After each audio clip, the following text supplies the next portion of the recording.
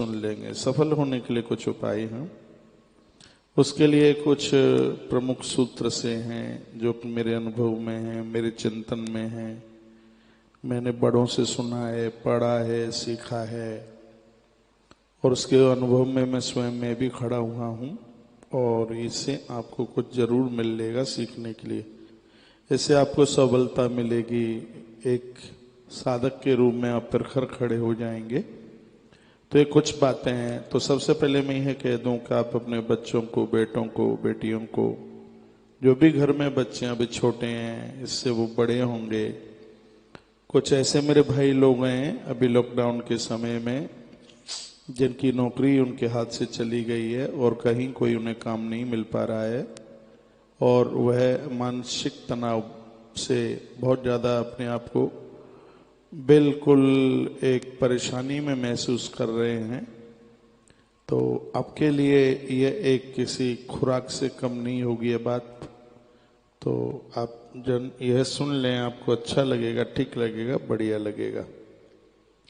मैं अपनी बात को यहाँ से शुरू करता हूँ कि एक सफल होने के लिए, एक कुछ प्राप्त करने के लिए, कुछ हासिल करने के लिए, समाज में अपनी एक पहचान बनाने के लिए मानवीय जीवन धारण किया है और सत्य में उसकी संपूर्ण समग्रता को प्राप्त करने के लिए यदि हम ऐसा कुछ कर लें तो उसके परिणाम ठीक ही रहेंगे। सबसे पहली बात है, सदैव बड़ा और विशेष सोचिए, घटिया नहीं, सोच बढ़िया हो।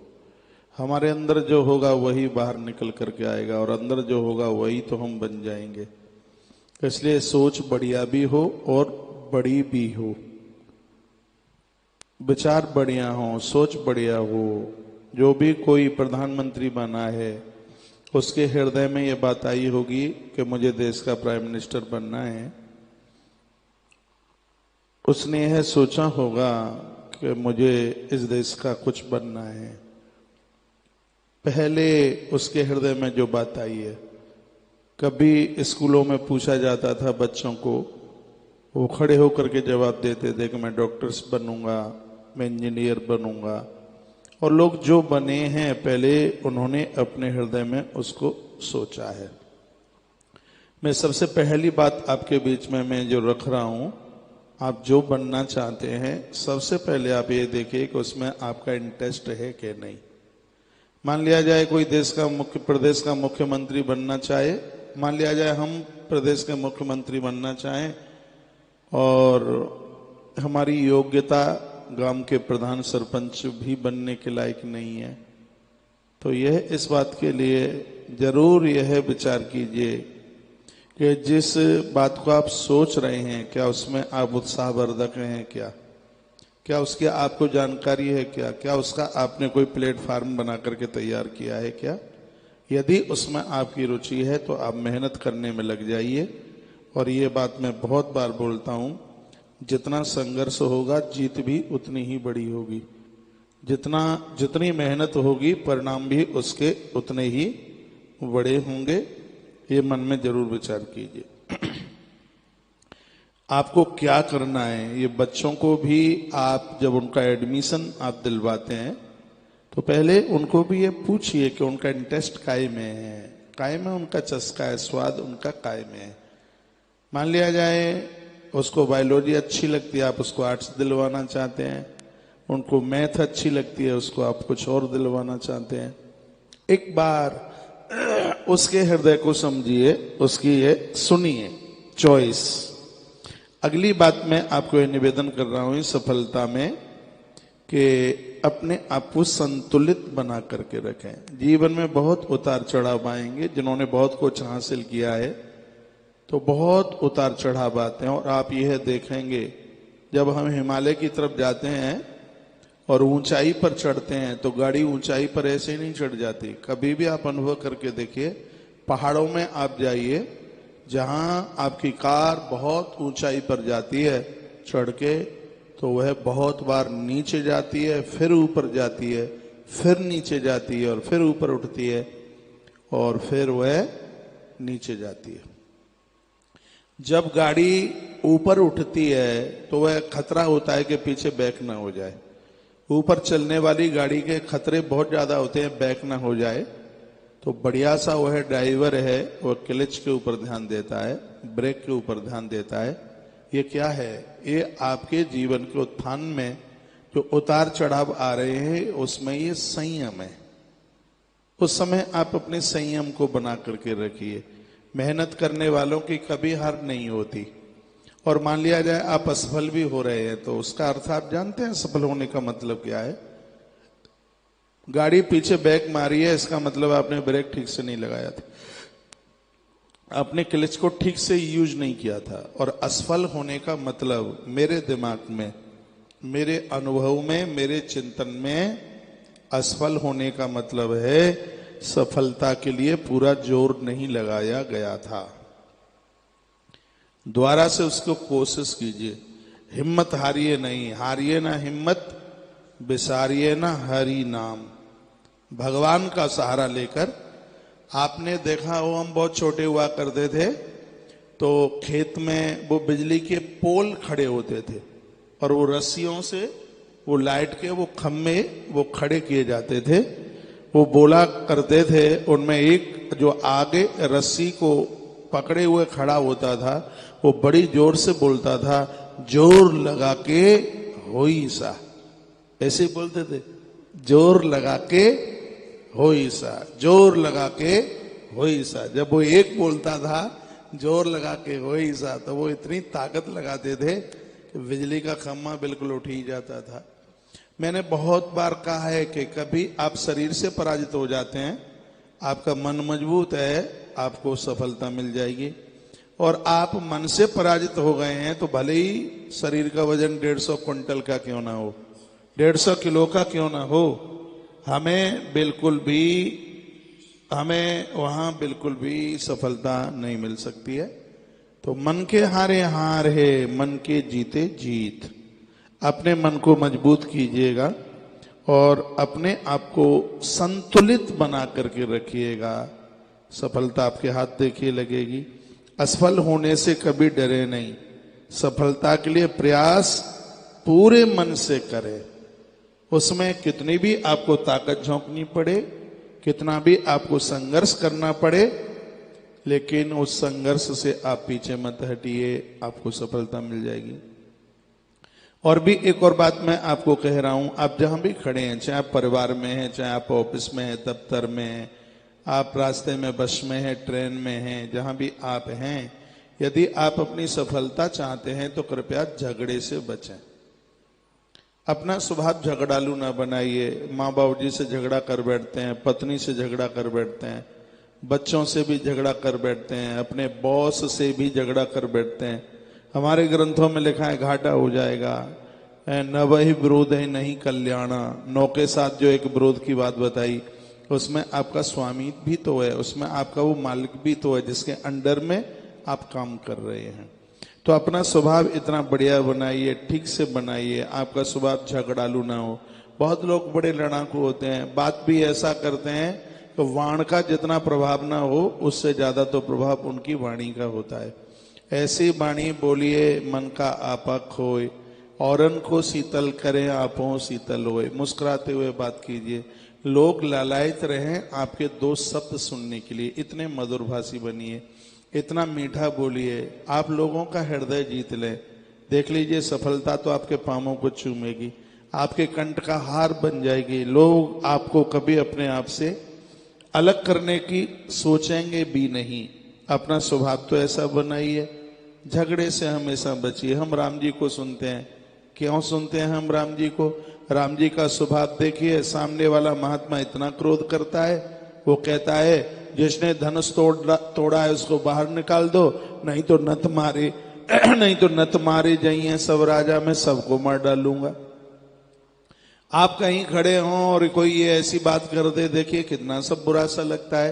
लेकिन महाप्रभु राम भगवान उस भीड़ में से निकलते हुए आए और कहा, हे गुरुवर, हे गुरुदेव, जिसने इतनी बड़ी गलती की है वो अपराधी दास आपका ही है।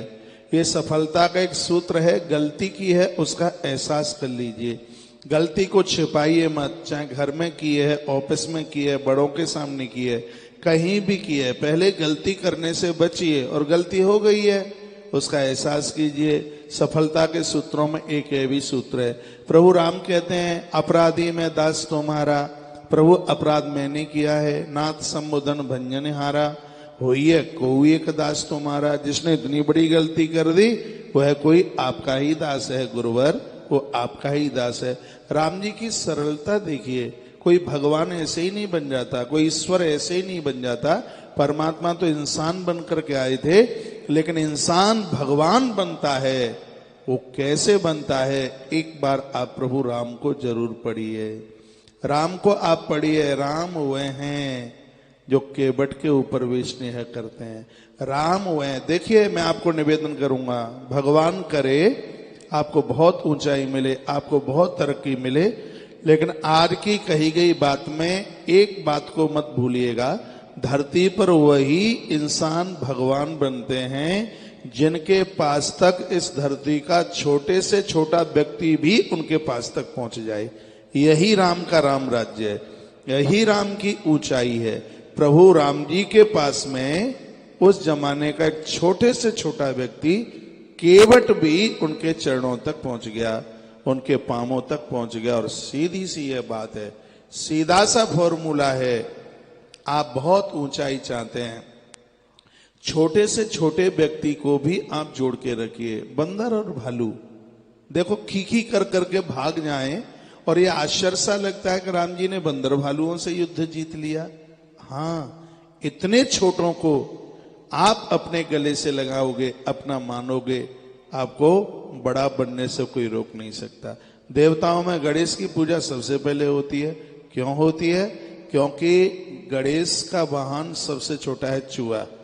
और सीधी सी बात है, आप इतने सरल बन जाएं, छोटे से छोटा व्यक्ति भी आपको सहन कर ले, उसके लिए भी आप समाहित हो जाएं, इस धरती के एक प्रमुख व्यक्ति में से आप एक हो जाएंगे।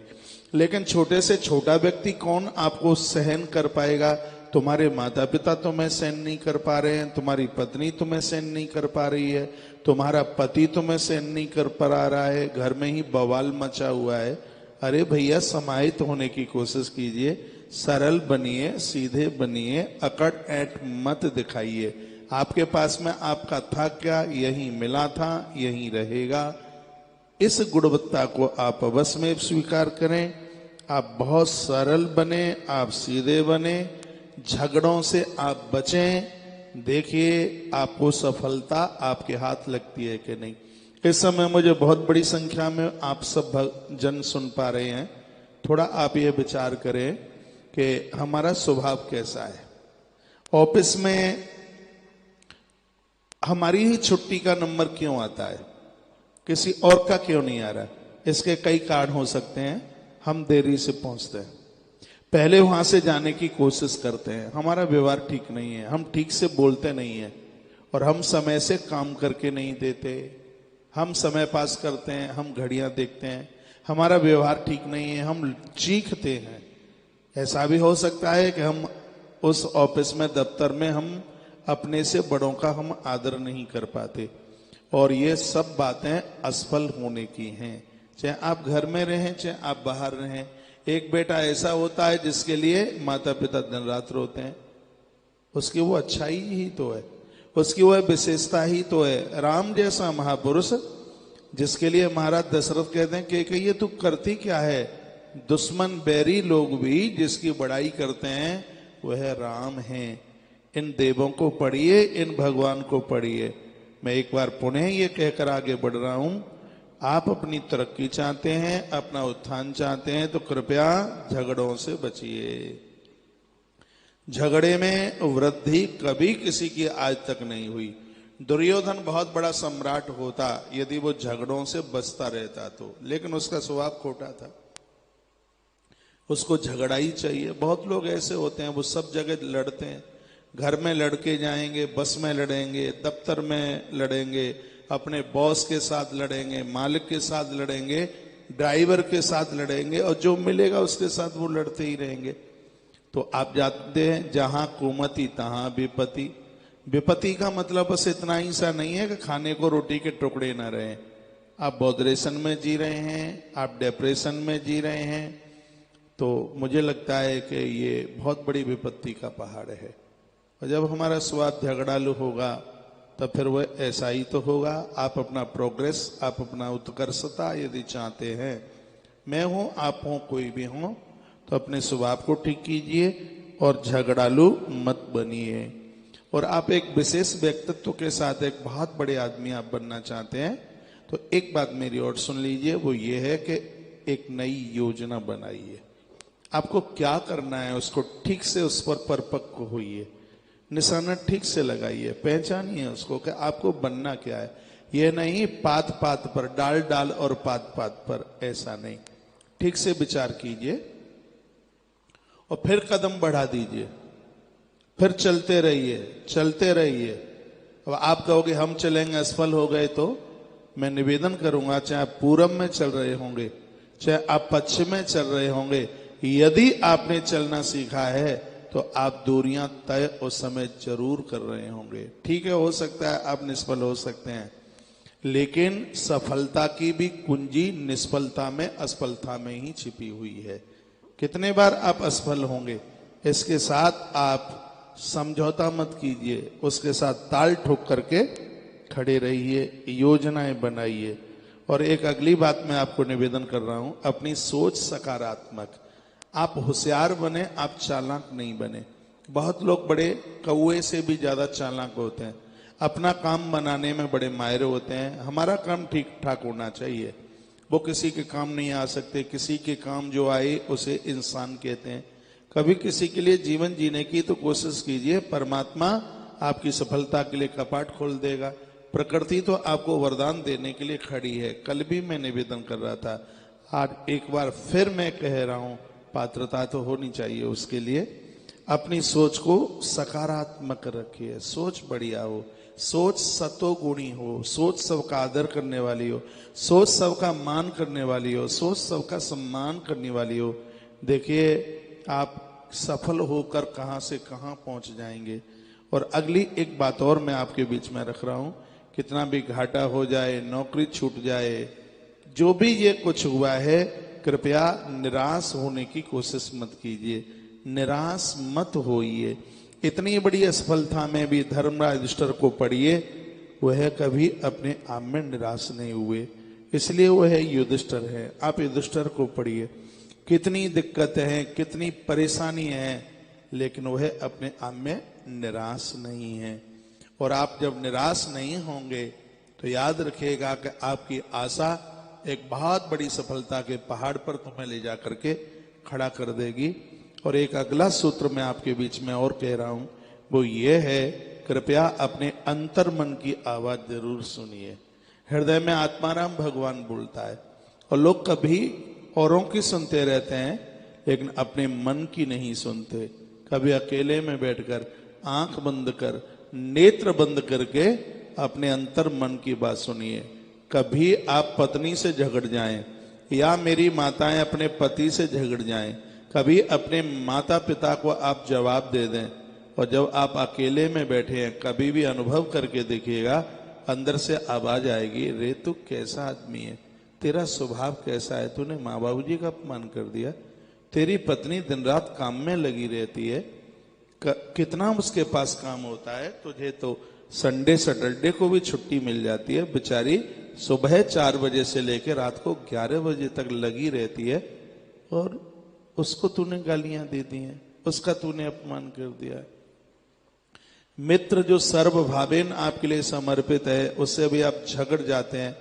जब जब आप अकेले में बैठते हैं तब तब आपके अंतर मन से एक आवाज आती है, ये तुमने ठीक नहीं किया है। और याद रखिएगा, जिसने अपने अंतर मन की बात सुनी है वह द्वारा गलती नहीं करता, और जो द्वारा गलती नहीं करता उसकी सफलता को कोई रोक नहीं सकता। इसलिए इन सूत्रों में मैं निवेदन करना चाहूंगा, कृपया अपने अंतर मन की बात सुनिए, अपने अंदर की आवाज सुनिए। आपके जो अंदर की आवाज है वो किसी के आशीर्वाद की आवाज है, वो आत्मा राम की आवाज है, वो प्रकृति का एक ईश्वर है, उसको जो चलाने वाला है, उसकी आवाज है। एक बार उस आवाज को भी सुनिए। और आज की बात में ये मैं 9वां सूत्र आपको कह रहा हूं, मन को मजबूत बना करके रखिए। कितना भी घाटा हो जाए, कितना भी दिक्कत परेशानी आ जाए, आप मन को मत हिलने दीजिए। मन यदि आपका मजबूत है तो सफलता आपसे दूर नहीं है। सफलता तुम्हारे दरवाजे पर, तुम्हारे मकान की कुंडी खटखटा रही है, किवाड़ खटखटा रही है, वो बाहर तुम्हारी प्रतीक्षा कर रही है, तुम्हारा इंतजार कर रही है। और एक बात और मैं आपको निवेदन करना चाहूंगा, मैं ज्यादा टाइम आपको ले नहीं पाऊंगा। कथा के बाद में मैं थोड़ा किसी काम, बस 1-2 काम ऐसे थे। एक तो एक वृक्षारोपण का काम आरंभ होने वाला है, उसके लिए मुझे आगरा जाना था और उधर ही मुझे एक अस्पताल में किन्हीं को देखने को भी जाना था। तो 2 काम करके मैं लौटा हूं। कथा के बाद में, प्रवचन के बाद में कुछ काम निपटाए। उसके तत्पश्चात मैं 5:30 बजे यहाँ से निकला और लगभग मैं 8:30 बजे तक मैं लौट के आया हूँ। 5:15 5:30 निकला हुआ हूँगा। तो आते ही मैंने 1 घंटा सभी भक्तों के फोन सुने हैं। उसके तत्पश्चात इधर का टाइम हो गया है। फिर मैं भागता भागता सीधे सीधे बस आपसे जुड़ने के लिए मैं सीधा इधर चला आया। मैं 10वें नंबर की बात आपको बोलता हूं, वो ये है, कृपया अपनी आलोचना को स्वीकार करें। हाँ, कोई कमी है उसको स्वीकार करें। जो आपकी आलोचना कर रहे हैं बुरा मत मानिए, अपने आप में सुधार कीजिए। महापुरुष क्या कहते हैं, निंदक नियरे राखिए आंगन कुटी छवाए। निंदा करने वाले लोगों को तो अपने आंगन में जगह दे दो। ये तो 2-4-5 हजार रुपया तनख्वाह लेकर के भी मिल जाए तो भी ठीक है, ये तो फ्री में रह रहे हैं तो बड़ी करुणा कर रहे हैं।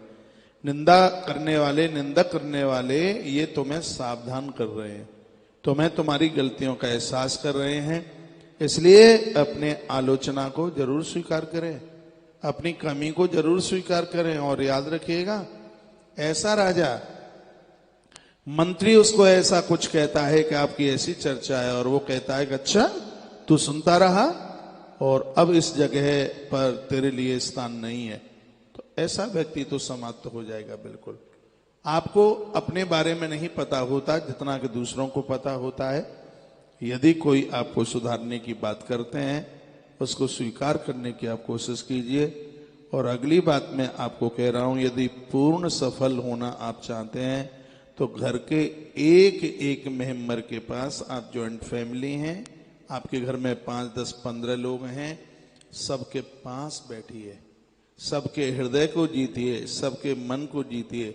पत्नी के पास बैठिए, बच्चों के पास बैठिए, माँ बाबूजी के पास बैठिए, बड़े भाई के पास बैठिए, छोटे भाई के पास बैठिए।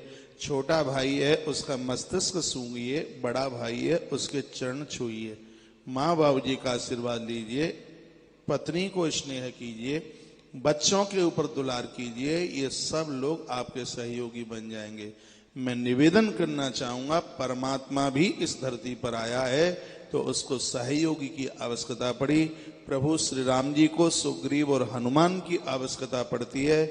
और याद रखिए, इस धरती के अधर्म को समाप्त करने के लिए भगवान श्री कृष्ण को भी अर्जुन जैसे एक किसी मेधावी पुरुष की आवश्यकता पड़ती है, जिन्होंने बहुत ऊंचाइयां प्राप्त की हैं। जरूर उनका कोई न कोई सहयोग करने वाला था, इस बात को मत भूलिएगा।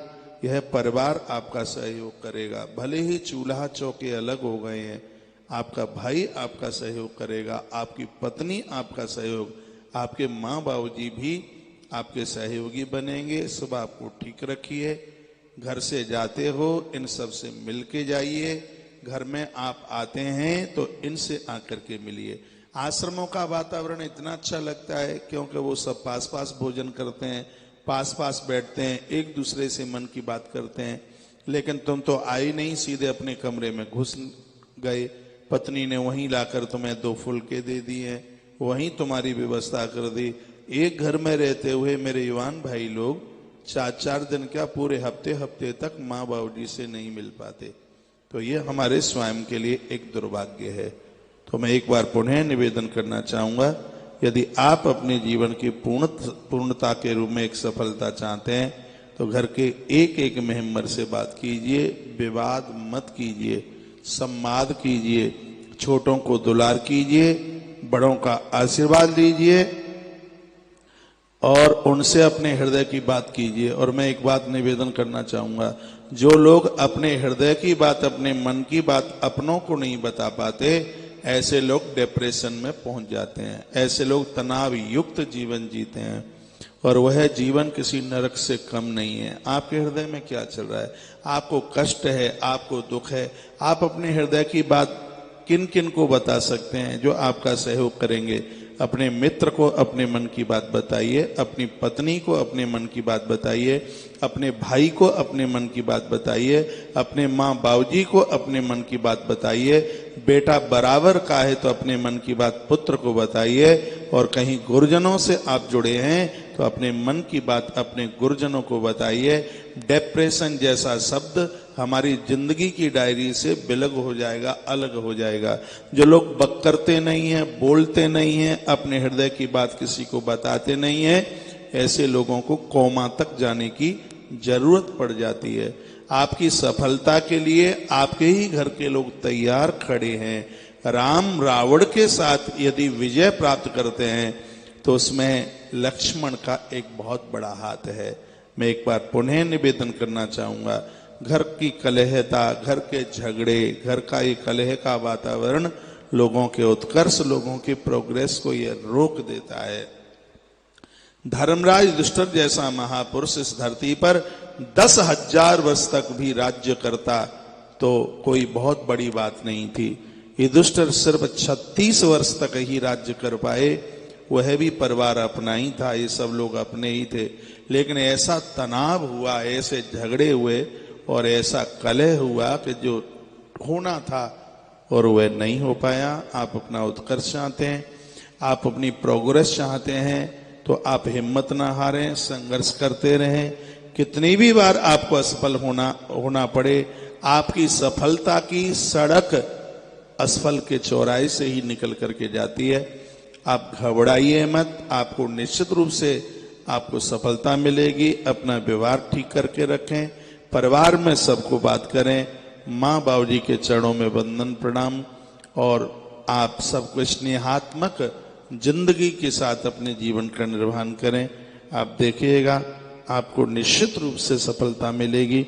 अपनी योजनाओं को ताकत दें, जो आपने अपने मुंह से कहा है उसको पूरा करने की पूर्ण रूप से कोशिश करें। ये सब बातें आपको बिल्कुल सफल बना देंगी। कल हम चर्चा करेंगे बच्चों के लिए विद्यार्थी जीवन किसी महात्मा की जिंदगी से कम नहीं है, कितना वह कसौटी से भरा हुआ जीवन है। तो कल बच्चे जरूर इस विद्या प्राप्ति के उसे गोपनीय मंत्र को आप सुने, जहां संपूर्ण विद्या ईश्वरीय वरदान बनकर इन बच्चों के हृदय में चल करके आएगा। कल हम बच्चों की बात करेंगे और परसों के दिन चर्चा करेंगे। आपके बेटे युवान हो रहे हैं, आपके घर में कितनी बढ़िया बहू चल के आए, आपकी बेटी कितने अच्छे घर में जाए। मेरी बहनें किस प्रकार से चुनाव करें अपने गृहस्थ की पहली सीढ़ी पर पांव रखने के लिए, यह चर्चा भी परसों के दिन होगी। कल विद्यार्थियों के लिए, कल बच्चों के लिए वो किस प्रकार से योग्य बने। धन बाद में है, योग्यता पहले है। आप अच्छे उद्योगपति कैसे बन पाएंगे, आप अच्छे बिजनेसमैन कैसे बन पाएंगे, आप अच्छे कोई अधिकारी कैसे बन पाएंगे, ये कल की इस बात में बहुत ठीक से इस बात को कहा जाएगा। तो आज हम इस सफल होने के उपाय युवा संजीवनी में आज इतनी सी ही बात रहेगी। मैं आप सबको प्रणाम करता हूं। आइए 2 मिनट भगवान के नाम के साथ आज की सभा को हम विरामता की तरफ लेके जा रहे हैं। इस समय में भी बहुत बड़ी संख्या में आप इस प्रोग्राम को देख रहे हैं। प्रोग्राम तो 15 से 20 मिनट का है, लेकिन ये 30-35 मिनट तो रोज हो ही जाता है, क्योंकि फिर हाथ में माइक आ जाए तो माइक छोड़ने का तो फिर मन करता ही नहीं है। ऐसी आदत में है, ऐसी अभ्यास में है। आप बहुत बड़ी संख्या में इस समय भी आप भक्त लोग सुन रहे हैं। तो यदि यह प्रोग्राम आपको अच्छा लगता है, ठीक लगता है, तो इसको आप लाइक करना मत भूलिए और चैनल को सब्सक्राइब जरूर करें। यहाँ से कही गई ये छोटी छोटी बातें वर्तमान समय में मेरे युवान भाई बहनों को एक बहुत बड़ी ताकत ये छोटी छोटी बातें देंगी। इससे आप संघर्षशील बनेंगे, इससे आप उत्साहित बनेंगे, और कहीं किसी भी क्षेत्र में आप असफल हो रहे होंगे फिर भी आप खड़े होकर निश्चित रूप से सफलता के हिमालय को आप प्राप्त करेंगे। देखिए आप कितने जन मुझे सुन पा रहे हैं। आप एक बार चैनल को सब्सक्राइब जरूर कीजिए। प्रोग्राम अच्छा आपको बढ़िया लग रहा है तो यह यूट्यूब चैनल पर इसको आप लाइक करना ना भूलिएगा।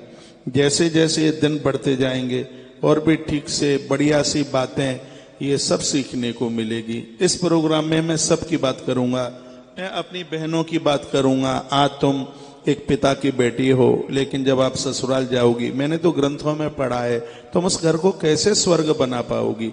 ये सब आपको सुनने को यह मिलेगा। आप अपने माता पिता के लिए इतना अच्छा करके और अपने आनंद का द्वार कपाट आप कैसे खोल सकते हैं, मैं अपने युवान भाई लोगों को इस बात के लिए मैं यहाँ से वर्णन करूंगा। जो आज बच्चे हैं कल वो युवान बनेंगे, और वर्तमान समय में उनके लिए एक विद्या की कितनी बड़ी वरदानता हो सकती है, उस विद्या की पहल के लिए कल हम ऐसी चर्चा करेंगे। आज मुझे आप ये इजाजत दीजिएगा। चैनल को सब्सक्राइब करना ना भूलिएगा। अच्छा लगा हो प्रोग्राम तो इसको आप लाइक जरूर करें। और आइए एक क्षण के लिए हम भगवान का नाम ले लेते हैं। रोजाना आप सोने से पहले मस्तिष्क की एक खुराक है भगवान का दुख क्षण के लिए प्रभु का आप नाम स्मरण कीजिए। जो लोग कंपोज लेते हैं, नींद की गोलियां लेते हैं, उनकी गोलियां छूट जाएंगी। वो आराम से बहुत आनंद के साथ वो गहरी नींद में सोएंगे। आइए 2 क्षण भगवान के नाम, सिर्फ 2 क्षण के लिए प्रभु का नाम बड़े भाव के साथ। न जाने कौन से गुण पर दयानिध रीझ जाते हैं, न जाने कौन से गुण पर दयानिध रीझ जाते हैं। यही सद ग्रंथ कहते हैं, यही हर भक्त गाते हैं। यही सद ग्रंथ कहते हैं, यही हर भक्त गाते हैं। न जाने कौन से गुण पर दयानिध रीझ जाते हैं। नहीं स्वीकार करते हैं निमंत्रण नृप सुयोधन का, नहीं स्वीकार करते हैं निमंत्रण नृप सुयोधन का। विदुर घर पहुँच कर प्रभु जी, विदुर घर पहुँच कर प्रभु जी भोग छिलकों का लगाते हैं। न जाने कौन से गुण पर दयानिध।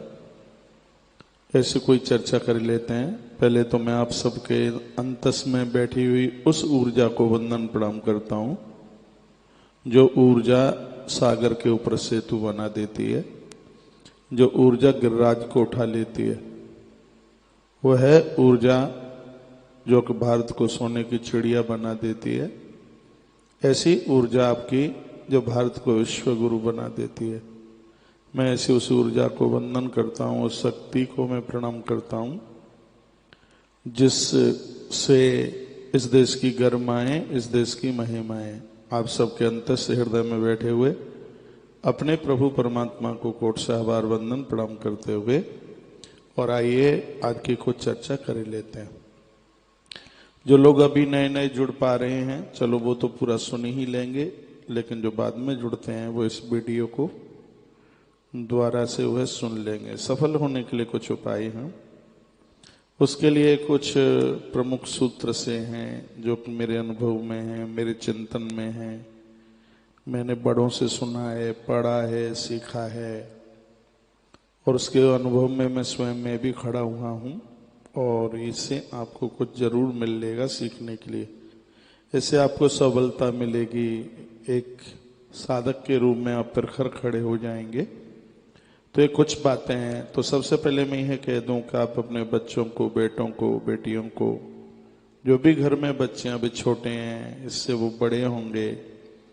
कुछ ऐसे मेरे भाई लोग हैं अभी लॉकडाउन के समय में जिनकी नौकरी उनके हाथ से चली गई है और कहीं कोई उन्हें काम नहीं मिल पा रहा है और वह मानसिक तनाव से बहुत ज़्यादा अपने आप को बिल्कुल एक परेशानी में महसूस कर रहे हैं। तो आपके लिए यह एक किसी खुराक से कम नहीं होगी ये बात। तो आप जन यह सुन लें, आपको अच्छा लगेगा, ठीक लगेगा, बढ़िया लगेगा। मैं अपनी बात को यहाँ से शुरू करता हूँ कि एक सफल होने के लिए, एक कुछ प्राप्त करने के लिए, कुछ हासिल करने के लिए, समाज में अपनी एक पहचान बनाने के लिए मानवीय जीवन धारण किया है और सत्य में उसकी संपूर्ण समग्रता को प्राप्त करने के लिए यदि हम ऐसा कुछ कर लें तो उसके परिणाम ठीक ही रहेंगे। सबसे पहली बात है, सदैव बड़ा और विशेष सोचिए, घटिया नहीं, सोच बढ़िया हो। हमारे अंदर जो होगा वही बाहर निकल करके आएगा और अंदर जो होगा वही तो हम बन जाएंगे। इसलिए सोच बढ़िया भी हो और बड़ी भी हो, विचार बढ़िया हो, सोच बढ़िया हो। जो भी कोई प्रधानमंत्री बना है उसके हृदय में ये बात आई होगी कि मुझे देश का प्राइम मिनिस्टर बनना है। उसने यह सोचा होगा कि मुझे इस देश का कुछ बनना है। पहले उसके हृदय में जो बात आई है, कभी स्कूलों में पूछा जाता था बच्चों को, वो खड़े होकर के जवाब देते थे कि मैं डॉक्टर्स बनूंगा, मैं इंजीनियर बनूंगा। और लोग जो बने हैं पहले उन्होंने अपने हृदय में उसको सोचा है। मैं सबसे पहली बात आपके बीच में मैं जो रख रहा हूं, आप जो बनना चाहते हैं सबसे पहले आप ये देखिए कि उसमें आपका इंटरेस्ट है कि नहीं। मान लिया जाए कोई प्रदेश का मुख्यमंत्री बनना चाहे, मान लिया जाए हम प्रदेश के मुख्यमंत्री बनना चाहें और हमारी योग्यता गांव के प्रधान सरपंच भी बनने के लायक नहीं है, तो यह इस बात के लिए जरूर यह विचार कीजिए कि जिस बात को आप सोच रहे हैं क्या उसमें आप उत्साहवर्धक हैं, क्या उसकी आपको जानकारी है, क्या उसका आपने कोई प्लेटफार्म बना करके तैयार किया है क्या। यदि उसमें आपकी रुचि है तो आप मेहनत करने में लग जाइए। और ये बात मैं बहुत बार बोलता हूं, जितना संघर्ष होगा जीत भी उतनी ही बड़ी होगी। जितनी मेहनत होगी परिणाम भी उसके उतने ही बड़े होंगे। ये मन में जरूर विचार कीजिए। आपको क्या करना है, ये बच्चों को भी आप जब उनका एडमिशन आप दिलवाते हैं तो पहले उनको भी ये पूछिए कि उनका इंटरेस्ट काय में है, उनका चस्का है, स्वाद उनका काय में है। मान लिया जाए उसको बायोलॉजी अच्छी लगती है, आप उसको आर्ट्स दिलवाना चाहते हैं। उनको मैथ अच्छी लगती है, उसको आप कुछ और दिलवाना चाहते हैं। एक बार उसके हृदय को समझिए, उसकी ये सुनिए चॉइस। अगली बात मैं आपको ये निवेदन कर रहा हूं इस सफलता में कि अपने आप को संतुलित बना करके रखें। जीवन में बहुत उतार चढ़ाव आएंगे। जिन्होंने बहुत कुछ हासिल किया है तो बहुत उतार चढ़ाव आते हैं। और आप यह देखेंगे जब हम हिमालय की तरफ जाते हैं और ऊंचाई पर चढ़ते हैं तो गाड़ी ऊंचाई पर ऐसे ही नहीं चढ़ जाती। कभी भी आप अनुभव करके देखिए, पहाड़ों में आप जाइए जहां आपकी कार बहुत ऊंचाई पर जाती है चढ़ के, तो वह बहुत बार नीचे जाती है, फिर ऊपर जाती है, फिर नीचे जाती है और फिर ऊपर उठती है और फिर वह नीचे जाती है। जब गाड़ी ऊपर उठती है तो वह खतरा होता है कि पीछे बैक ना हो जाए। ऊपर चलने वाली गाड़ी के खतरे बहुत ज्यादा होते हैं, बैक ना हो जाए। तो बढ़िया सा वह ड्राइवर है, वह क्लच के ऊपर ध्यान देता है, ब्रेक के ऊपर ध्यान देता है। ये क्या है? ये आपके जीवन के उत्थान में जो उतार चढ़ाव आ रहे हैं उसमें ये संयम है। उस समय आप अपने संयम को बना करके रखिए। मेहनत करने वालों की कभी हार नहीं होती। और मान लिया जाए आप असफल भी हो रहे हैं तो उसका अर्थ आप जानते हैं सफल होने का मतलब क्या है।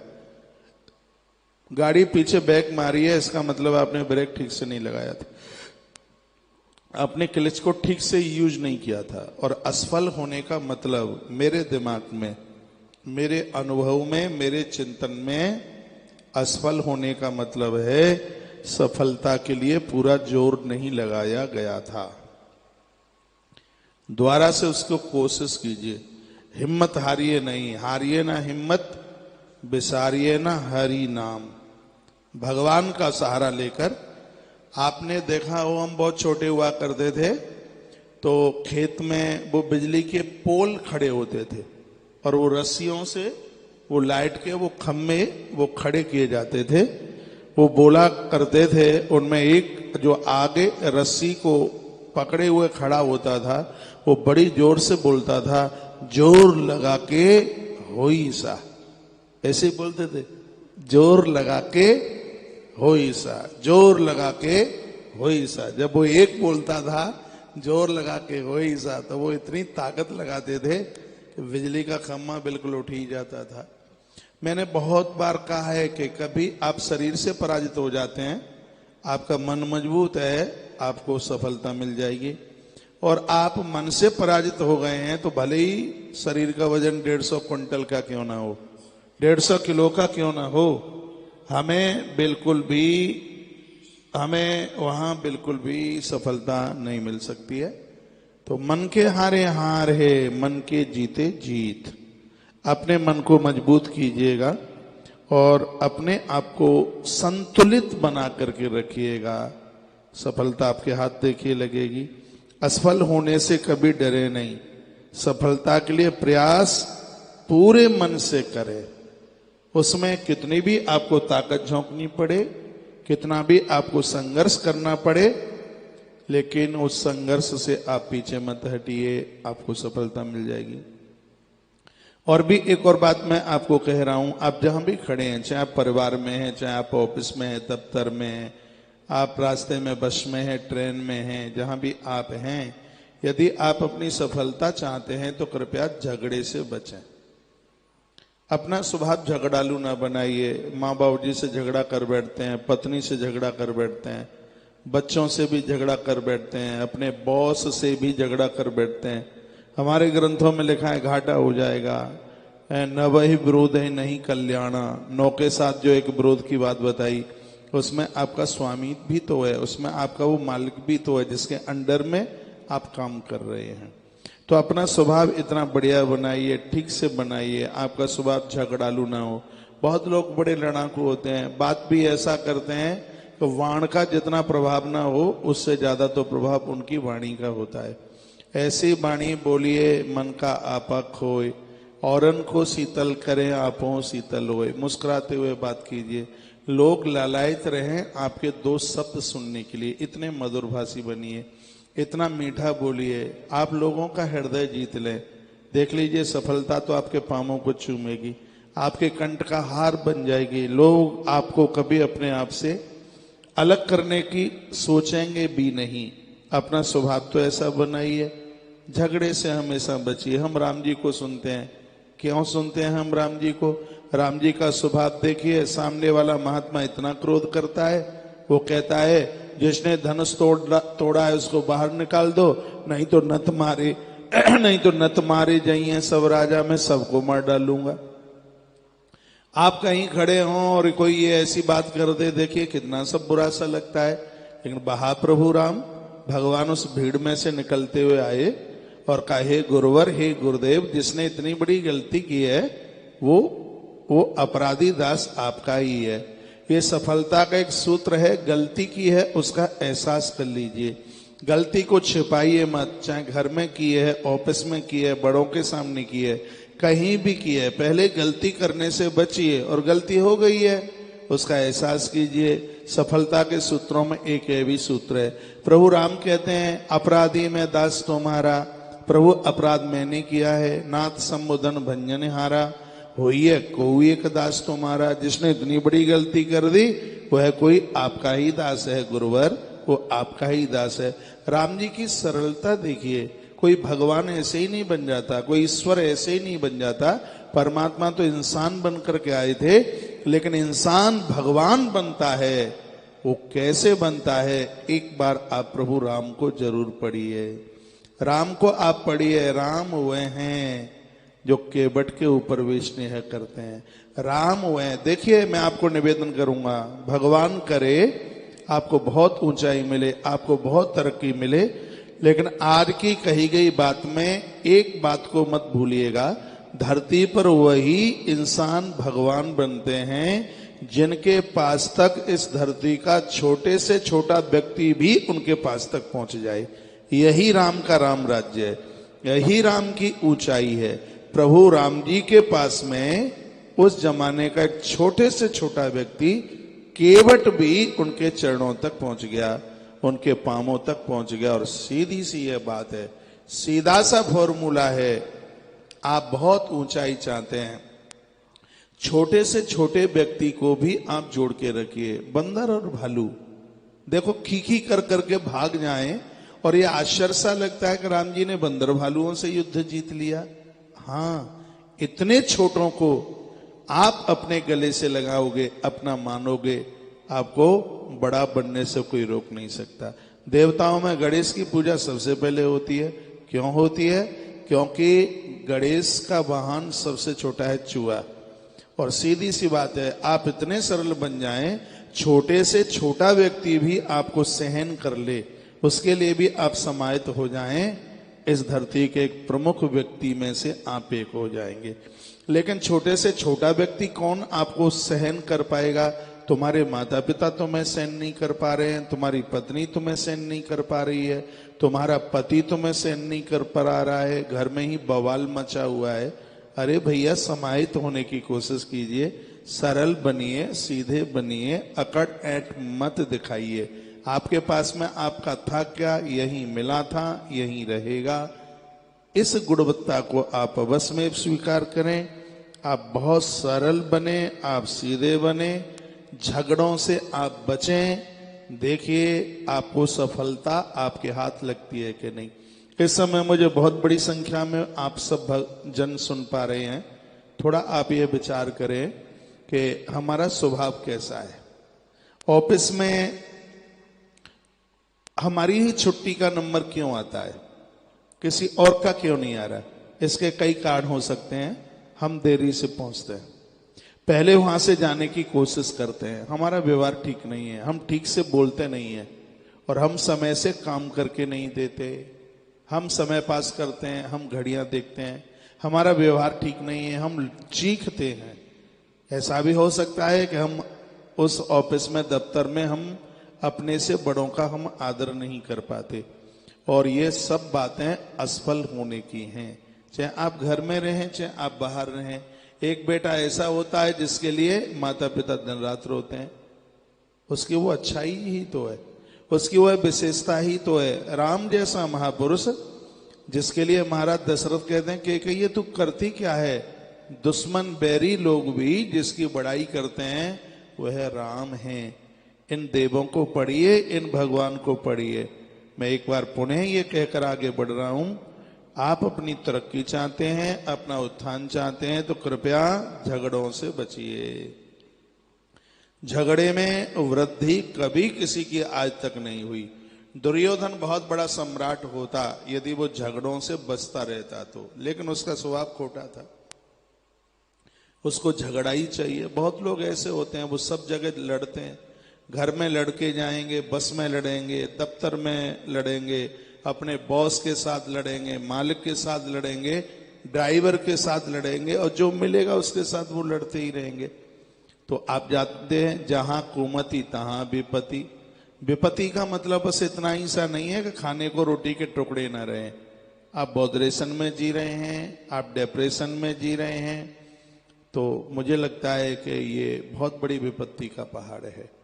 और जब हमारा स्वाद झगड़ालू होगा तब फिर वह ऐसा ही तो होगा। आप अपना प्रोग्रेस, आप अपना उत्कर्षता यदि चाहते हैं, मैं हूं, आप हो, कोई भी हो, तो अपने स्वभाव को ठीक कीजिए और झगड़ालू मत बनिए।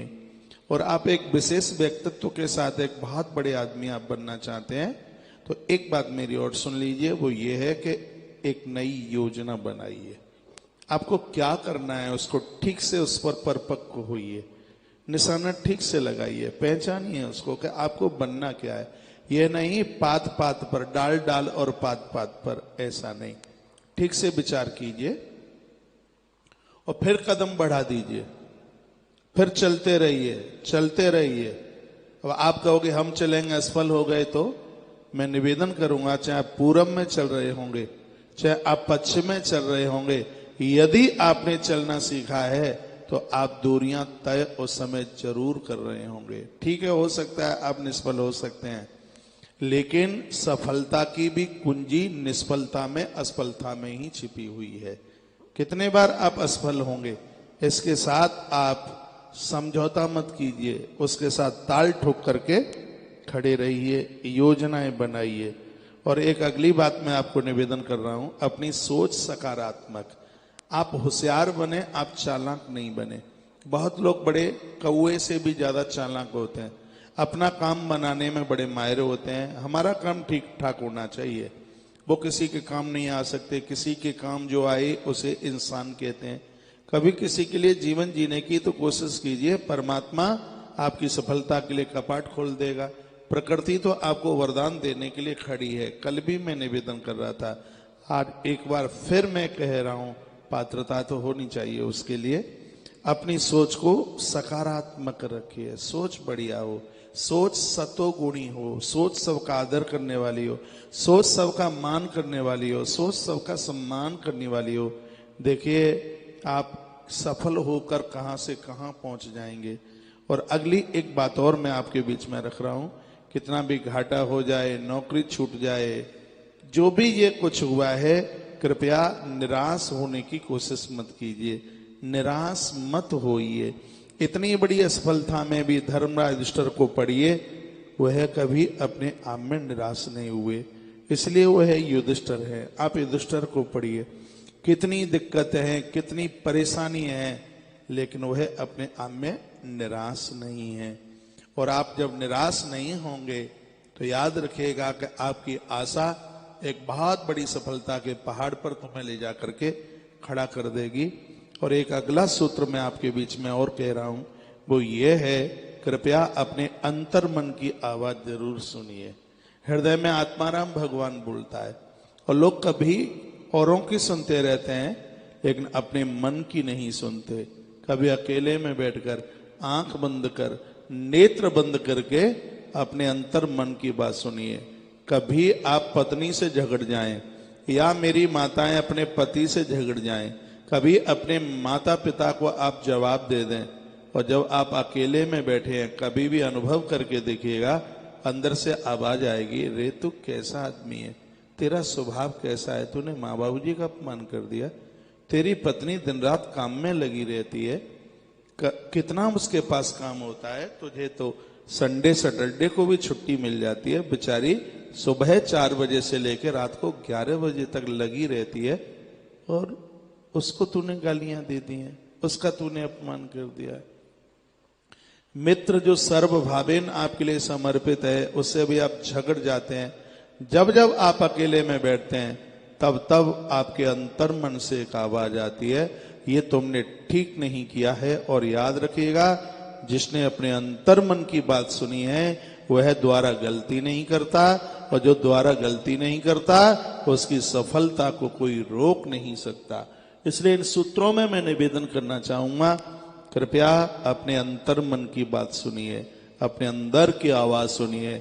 आपके जो अंदर की आवाज है वो किसी के आशीर्वाद की आवाज है, वो आत्मा राम की आवाज है, वो प्रकृति का एक ईश्वर है, उसको जो चलाने वाला है उसकी आवाज है। एक बार उस आवाज को भी सुनिए। और आज की बात में ये मैं 9वां सूत्र आपको कह रहा हूं, मन को मजबूत बना करके रखिए। कितना भी घाटा हो जाए, कितना भी दिक्कत परेशानी आ जाए, आप मन को मत हिलने दीजिए। मन यदि आपका मजबूत है तो सफलता आपसे दूर नहीं है, सफलता तुम्हारे दरवाजे पर, तुम्हारे मकान की कुंडी खटखटा रही है, किवाड़ खटखटा रही है, वो बाहर तुम्हारी प्रतीक्षा कर रही है। तुम्हारा इंतजार कर रही है। और एक बात और मैं आपको निवेदन करना चाहूंगा, मैं ज्यादा टाइम आपको ले नहीं पाऊंगा, कथा के बाद में मैं थोड़ा किसी काम, बस एक दो काम ऐसे थे। एक तो एक वृक्षारोपण का काम आरंभ होने वाला है, उसके लिए मुझे आगरा जाना था और उधर ही मुझे एक अस्पताल में किन्हीं को देखने को भी जाना था, तो दो काम करके मैं लौटा हूं।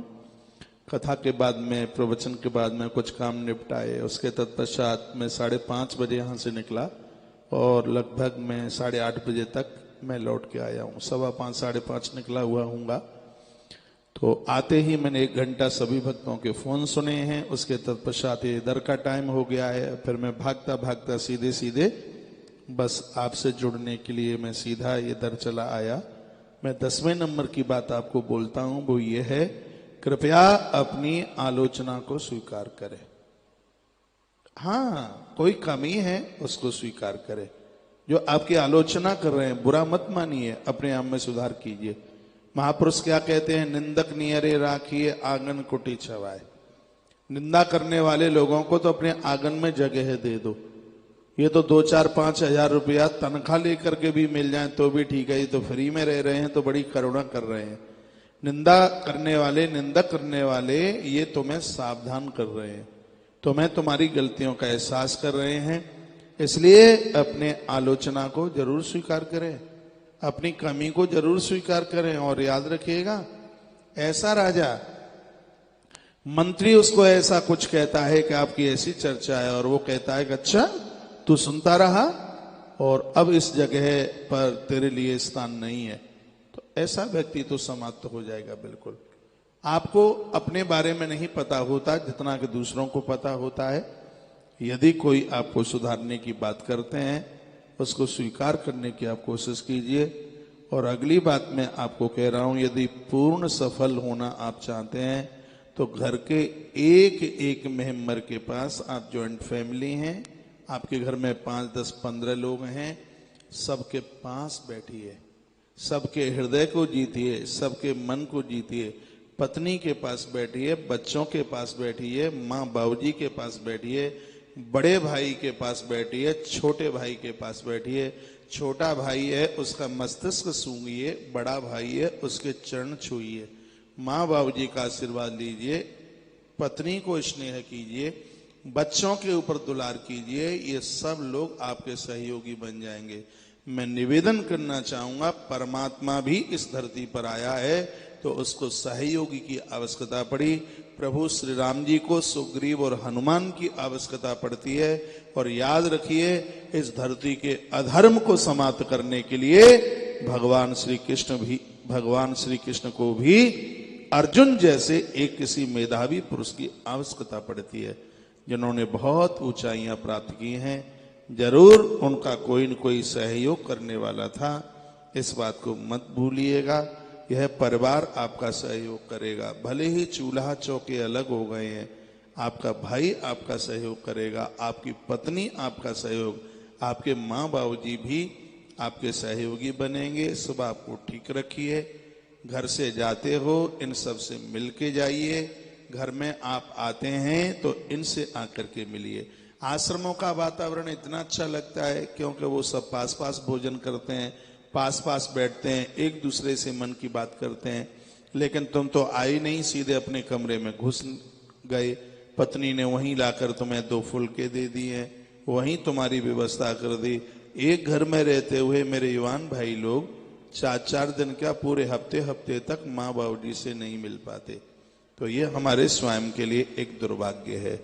तो मैं एक बार पुनः निवेदन करना चाहूंगा, यदि आप अपने जीवन की पूर्णता के रूप में एक सफलता चाहते हैं तो घर के एक एक मेंबर से बात कीजिए, विवाद मत कीजिए, सम्मान कीजिए, छोटों को दुलार कीजिए, बड़ों का आशीर्वाद लीजिए और उनसे अपने हृदय की बात कीजिए। और मैं एक बात निवेदन करना चाहूंगा, जो लोग अपने हृदय की बात, अपने मन की बात अपनों को नहीं बता पाते, ऐसे लोग डिप्रेशन में पहुंच जाते हैं, ऐसे लोग तनाव युक्त जीवन जीते हैं और वह जीवन किसी नरक से कम नहीं है। आपके हृदय में क्या चल रहा है? आपको कष्ट है, आपको दुख है, आप अपने हृदय की बात किन किन को बता सकते हैं जो आपका सहयोग करेंगे? अपने मित्र को अपने मन की बात बताइए, अपनी पत्नी को अपने मन की बात बताइए, अपने भाई को अपने मन की बात बताइए, अपने माँ बाबूजी को अपने मन की बात बताइए। बेटा बराबर का है तो अपने मन की बात पुत्र को बताइए, और कहीं गुरुजनों से आप जुड़े हैं तो अपने मन की बात अपने गुरुजनों को बताइए। डिप्रेशन जैसा शब्द हमारी जिंदगी की डायरी से विलग हो जाएगा, अलग हो जाएगा। जो लोग बक करते नहीं हैं, बोलते नहीं हैं, अपने हृदय की बात किसी को बताते नहीं हैं, ऐसे लोगों को कोमा तक जाने की जरूरत पड़ जाती है। आपकी सफलता के लिए आपके ही घर के लोग तैयार खड़े हैं। राम रावण के साथ यदि विजय प्राप्त करते हैं तो उसमें लक्ष्मण का एक बहुत बड़ा हाथ है। मैं एक बार पुनः निवेदन करना चाहूंगा, घर की कलहता, घर के झगड़े, घर का ये कलह का वातावरण लोगों के उत्कर्ष, लोगों की प्रोग्रेस को ये रोक देता है। धर्मराज युधिष्ठिर जैसा महापुरुष इस धरती पर 10,000 वर्ष तक भी राज्य करता तो कोई बहुत बड़ी बात नहीं थी। युधिष्ठिर सिर्फ 36 वर्ष तक ही राज्य कर पाए, वह भी परिवार अपना ही था, ये सब लोग अपने ही थे। लेकिन ऐसा तनाव हुआ, ऐसे झगड़े हुए और ऐसा कलह हुआ कि जो होना था और वह नहीं हो पाया। आप अपना उत्कर्ष चाहते हैं, आप अपनी प्रोग्रेस चाहते हैं, तो आप हिम्मत ना हारें, संघर्ष करते रहें। कितनी भी बार आपको असफल होना पड़े, आपकी सफलता की सड़क असफल के चौराहे से ही निकल करके जाती है। आप घबराइए मत, आपको निश्चित रूप से आपको सफलता मिलेगी। अपना व्यवहार ठीक करके रखें, परिवार में सबको बात करें, माँ बाबूजी के चरणों में वंदन प्रणाम, और आप सबको स्नेहात्मक जिंदगी के साथ अपने जीवन का निर्वहन करें। आप देखिएगा आपको निश्चित रूप से सफलता मिलेगी। अपनी योजनाओं को ताकत दें, जो आपने अपने मुंह से कहा है उसको पूरा करने की पूर्ण रूप से कोशिश करें। ये सब बातें आपको बिल्कुल सफल बना देंगी। कल हम चर्चा करेंगे बच्चों के लिए विद्यार्थी जीवन किसी महात्मा की जिंदगी से कम नहीं है, कितना वह कसौटी से भरा हुआ जीवन है। तो कल बच्चे जरूर इस विद्या प्राप्ति के उस एक गोपनीय मंत्र को आप सुने, जहां संपूर्ण विद्या ईश्वरीय वरदान बनकर इन बच्चों के हृदय में चल करके आएगा। कल हम बच्चों की बात करेंगे और परसों के दिन चर्चा करेंगे आपके बेटे युवान हो रहे हैं, आपके घर में कितनी बढ़िया बहू चल के आए, आपकी बेटी कितने अच्छे घर में जाए, मेरी बहनें किस प्रकार से चुनाव करें अपने गृहस्थ की पहली सीढ़ी पर पांव रखने के लिए। यह चर्चा भी परसों के दिन होगी।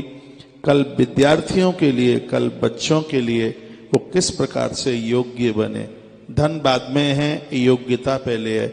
आप अच्छे उद्योगपति कैसे बन पाएंगे, आप अच्छे बिजनेसमैन कैसे बन पाएंगे, आप अच्छे कोई अधिकारी कैसे बन पाएंगे, ये कल की इस बात में बहुत ठीक से इस बात को कहा जाएगा। तो आज हम इस सफल होने के उपाय युवा संजीवनी में आज इतनी सी ही बात रहेगी।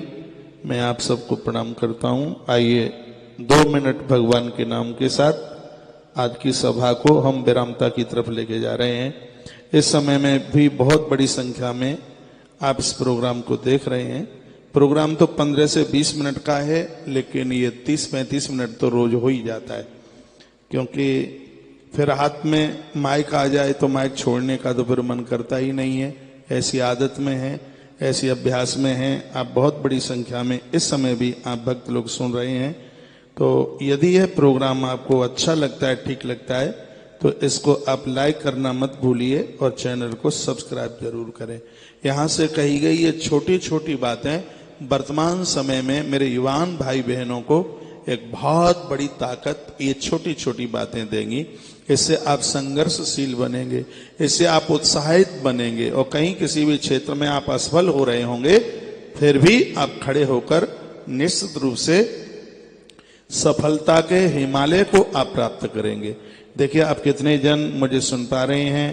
आप एक बार चैनल को सब्सक्राइब जरूर कीजिए, प्रोग्राम अच्छा आपको बढ़िया लग रहा है तो यह YouTube चैनल पर इसको आप लाइक करना ना भूलिएगा। जैसे जैसे ये दिन बढ़ते जाएंगे और भी ठीक से बढ़िया सी बातें ये सब सीखने को मिलेगी। इस प्रोग्राम में मैं सबकी बात करूंगा, मैं अपनी बहनों की बात करूंगा। आज तुम एक पिता की बेटी हो, लेकिन जब आप ससुराल जाओगी, मैंने तो ग्रंथों में पढ़ा है, तुम उस घर को कैसे स्वर्ग बना पाओगी, ये सब आपको सुनने को यह मिलेगा। आप अपने माता पिता के लिए इतना अच्छा करके और अपने आनंद का द्वार कपाट आप कैसे खोल सकते हैं, मैं अपने युवान भाई लोगों को इस बात के लिए मैं यहाँ से वर्णन करूंगा। जो आज बच्चे हैं कल वो युवान बनेंगे और वर्तमान समय में उनके लिए एक विद्या की कितनी बड़ी वरदानता हो सकती है, उस विद्या की पहल के लिए कल हम ऐसी चर्चा करेंगे। आज मुझे आप ये इजाजत दीजिएगा। चैनल को सब्सक्राइब करना ना भूलिएगा। अच्छा लगा हो प्रोग्राम तो इसको आप लाइक जरूर करें। और आइए एक क्षण के लिए हम भगवान का नाम ले लेते हैं। रोजाना आप सोने से पहले मस्तिष्क की एक खुराक है, भगवान का दुख क्षण के लिए प्रभु का आप नाम स्मरण कीजिए। जो लोग कंपोज लेते हैं, नींद की गोलियां लेते हैं, उनकी गोलियां छूट जाएंगी, वो आराम से बहुत आनंद के साथ वो गहरी नींद में सोएंगे। आइए 2 क्षण भगवान के नाम, सिर्फ 2 क्षण के लिए प्रभु का नाम बड़े भाव के साथ। न जाने कौन से गुण पर दयानिध रीझ जाते हैं, न जाने कौन से गुण पर दयानिध रीझ जाते हैं। यही सद ग्रंथ कहते हैं, यही हर भक्त गाते हैं। यही सद ग्रंथ कहते हैं, यही हर भक्त गाते हैं। न जाने कौन से गुण पर दयानिध रीझ जाते हैं। नहीं स्वीकार करते हैं निमंत्रण नृप सुयोधन का, नहीं स्वीकार करते हैं निमंत्रण नृप सुयोधन का।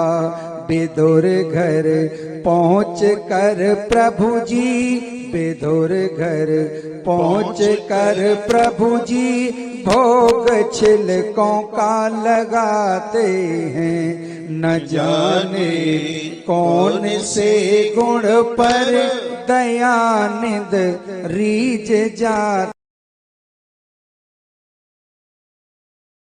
मदपुरी से गोपियों की वेदना सुनकर न आए, मदपुरी से गोपियों की वेदना सुनकर तीर द्रौपदी की सुन कर के वो नंगे पैर आते हैं। न जाने कौन से गुण पर दयानिध रीझ जाते हैं। यही सद ग्रंथ कहते हैं, यही हर भक्त गाते हैं।